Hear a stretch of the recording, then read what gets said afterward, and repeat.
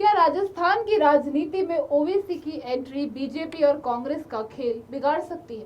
पंचायत और निकाय चुनाव से पहले उठे इस सवाल ने प्रदेश की सियासत को गरमा दिया है। राजस्थान में पंचायत और नगर निकाय चुनाव से पहले राजनीतिक माहौल बदलता नजर आ रहा है।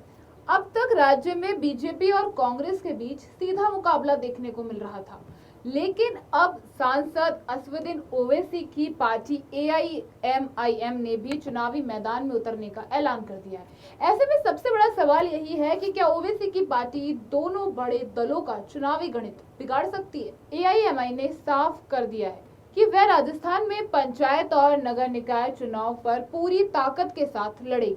पार्टी के प्रदेश अध्यक्ष जमील खान ने प्रस्ताव को असदुद्दीन ओवैसी के मंजूरी दे दी है। पार्टी अपने चुनाव चिन्ह पर उम्मीदवार उतारेगी और जरूरत पड़ने पर समर्थित निर्दलीय उम्मीदवारों को भी मैदान में उतार सकती है। अब बात करते हैं उस वोट बैंक की जिस पर सभी राजनीतिक दलों की नजर रहती है। राजस्थान में मुस्लिम आबादी करीब 9% है, जिसकी संख्या 62 लाख से ज्यादा बताई जाती है। कुछ जिलों में मुस्लिम मतदाताओं की संख्या काफी ज्यादा है। जैसलमेर में ये लगभग 25% है। अलवर और भरतपुर में करीब 15% है, नागौर में लगभग 14% और कोटा में करीब 12% मुस्लिम आबादी है।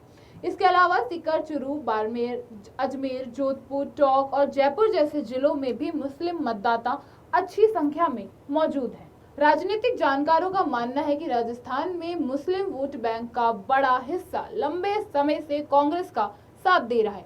ऐसे में अगर एआईएमआई ने जयपुर, मेवात, शेखावाटी और सीमावर्ती इलाकों में मजबूत उम्मीदवार उतारती है तो कांग्रेस के वोटों पर असर पड़ सकता है।